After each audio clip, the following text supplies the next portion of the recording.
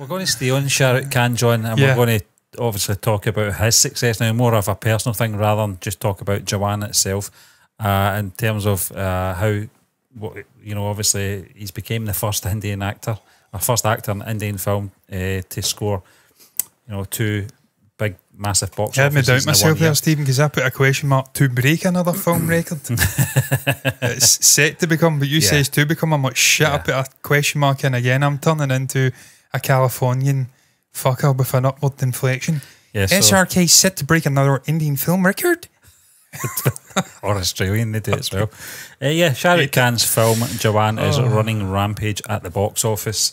The film, which hit the big screen on Thursday, has already rewritten several records at the box office, including the highest opening day collection for a Hindi film. It isn't just the action flick, but also the superstar who is registering his name in the record books. According to the report, Shah Rukh Khan is now all set to become the first Indian actor to earn 2 1,000 crore movies in the same year. Jawan, which is currently powering its way to the 500 crore mark in its first week, and is tipped to cross rupees, 1,000 crore at the box office, making it the actor's second film to cross the milestone. He earned his first 1,000 crore film in January 2023. When his movie Pathan crossed the milestone. I'll not read any more, John, because... Again, Stephen, that just once again shows you the influence of the guy. Yeah. It shows you the power of going away, taking a break, and then coming back. People miss what they've not had. Yeah. And after that 4-year hiatus, he comes back from the wilderness, rebuffed, and he releases 2 movies and breaks milestones. Yeah. Breaks records. And it just shows you, man, that the guy is appreciated. People do respect him. They've missed him, and now they're coming out and backing him. John, I can't think of any other actor that could happen to. And I'm even including, if Sin's still in here, she might not be happy with what I'm about to say. Arnold Schwarzenegger. Arnold Schwarzenegger came back after his stint in politics to do Terminator 3, I think. Correct me if I'm wrong. But there was a break. There was this break. I think it may have been after. And... maybe. It was great to see him back. Obviously the film wasn't as good as we hoped it would be. When did Terminator 3 come out? 2003. Might be, because he was the governor under Bush. There was anticipation for him coming back, and we all went to the theatres because it was a great return for him. But I don't think Arnold could do that now. I don't think he could take that break now. Whereas at the SRK, I know there's obviously a massive age gap between both of them as well. But in terms of obviously... in comparisons, I can't think of many actors that could do that. I can't think of many actors that take 4-year breaks in Western terms. No, there's not many. I mean, you had Daniel Day-Lewis would pick and choose his movies well, and maybe, go 4 or 5 years. Day-Lewis, But he was, I don't think his movies made that kind of money. No. They were just Oscar buzz, because it was a performance. I don't think they were big performing movies in box office terms. Can't think of any other examples. I think in terms of Daniel Day-Lewis as well, was more of an actor than a superstar. Yeah, he was fucking like GOAT status. Yeah, so in terms of that, but I can't think of many. I can't think of any. And you're right, John, I don't think there's many in the Western world who would take the risk of taking a 4-year break. It's a long time. That's a long time in Stephen, Western. You can't take the risk of being out the fucking limelight for 5 days. I'm thinking of Leonardo DiCaprio, likes of that. I was thinking of McConaughey and DiCaprio, because I was watching the US Open final last night and they were both there. Yep. And McConaughey somehow managed to get into a hug with Djokovic after he won. Yeah.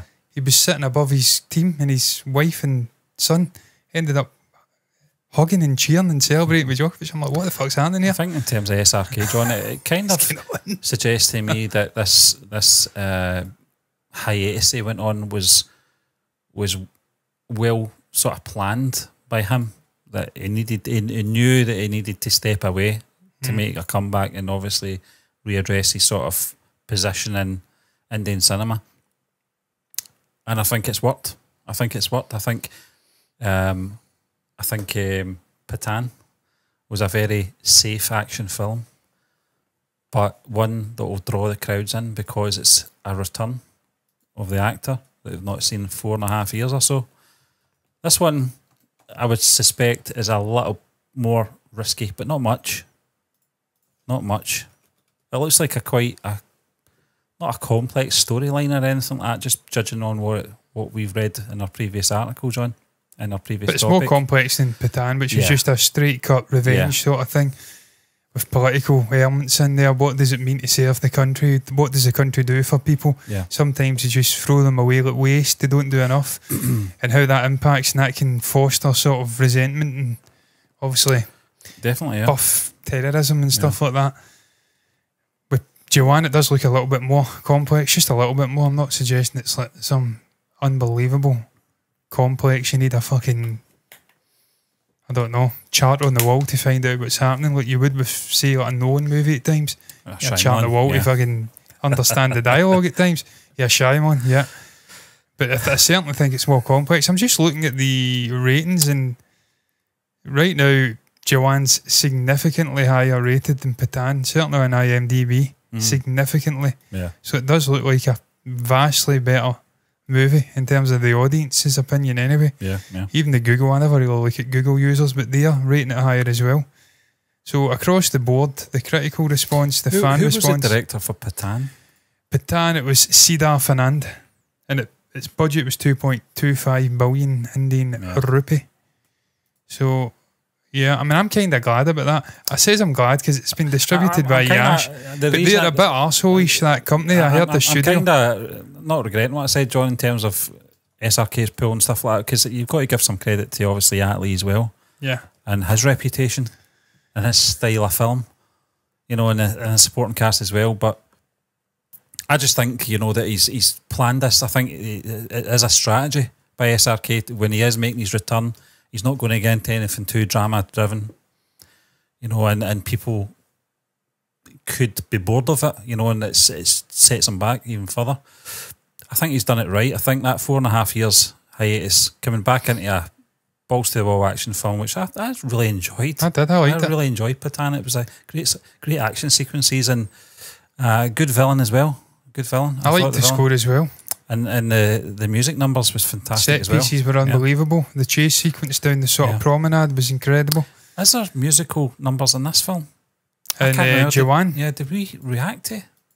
Oh, there's definitely a song and dance, because I looked up images and he's got a red suit on, and it's like girls in like creamy green suits behind him. Okay. So there's definitely dance numbers. Yeah. I'd imagine, I don't want to pigeonhole Deepika Padukone into like a dancing role, but I mean, she was in one of the more memorable moments in Patan in that sense, sort of dance number and like the swimsuit and stuff like that. Down at the water, yeah, that was a big dance sequence that goes into an action sequence thereafter. Was that filmed in Spain or something like that? I think it was, yeah. It was the Med, wasn't it? Yeah. Does that make sense? The Spain is kind of the Med, yeah. It is, the bottom half, Andalusia. So yeah, I think it was. But I don't know what I was trying to search up there, but I mean, you look at Patan, I've seen the numbers there, it's nearly doubled its box office. It was a 650 odd crore box office. I think that's a budget. Is that right? Budget? I don't know. I've lost the plot. Though the budget was 225 crore, it crossed 1,000, over 1,000 crores. More than made a profit, Patan. Massively, wildly successful movie. And you see there, I mean, the budget, $28 million is 225. So you got times that by 4. You basically get the actual box office. So you're looking somewhere in the region of 120 odd million. 115, $120 million. That's fucking very decent numbers, man. Yeah. When you account for, we spoke about it the other day, Stephen, the sort of currency conversion, India to US dollars, rupees to dollars, I mean, that is a massive amount of money to be grossing. Yeah. And they're saying that Joanne is in course to gross over that mark again.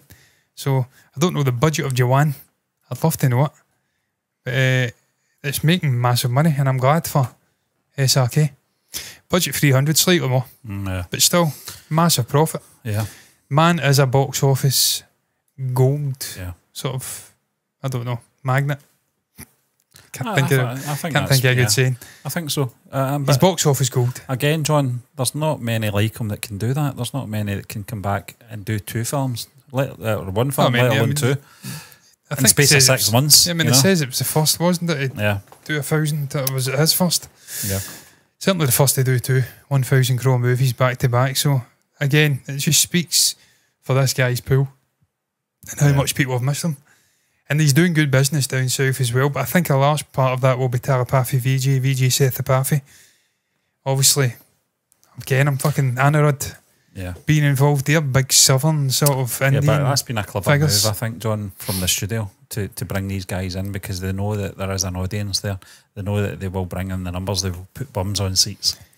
As small as the roles may be, you know, I think it's a great opening to do further films, and perhaps maybe we'll see Joseph VJ in a more prominent role. Steve, we spoke about it, you know, in the future. I don't know if he wants to do just that. Don't understand the sort of tribalism around different industries and regions in India.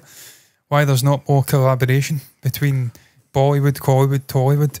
They all seem to be quite vicious with each other, and they're remaking the movies 2 years later with their regional dialect instead of just appreciating the original, releasing it with subtitles, closed captions if necessary, and trying to promote all of the industries, make all of the movies they're putting out great, instead of trying to better them and releasing an inferior version.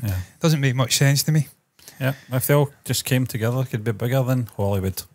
They absolutely could. I mean, there's fucking Stephen. India's obviously India will see themselves as bigger than Hollywood. I don't mean that. No, but I mean, Stephen, their economy is growing. I think from our perspective, we would see that.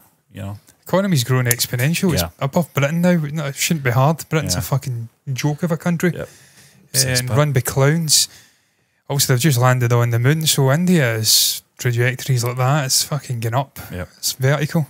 So the films have always, I mean, we've watched films from 30 years ago and they were always in storytelling wise of a very high standard. It's just now the visuals are really there, man. They're picking up and everybody's clocking on it now. Saw that in Triple R, John. We did. The animal scene. Oh, Rajamouli in general, Stephen, these visuals are a joke. In the best possible way. Slow-mo, 120 frame shit is just unbelievable. And the CGI with the animals in Triple R was fucking ridiculous, to be frank. Never seen anything like it. We're going to move on though, John, to some West.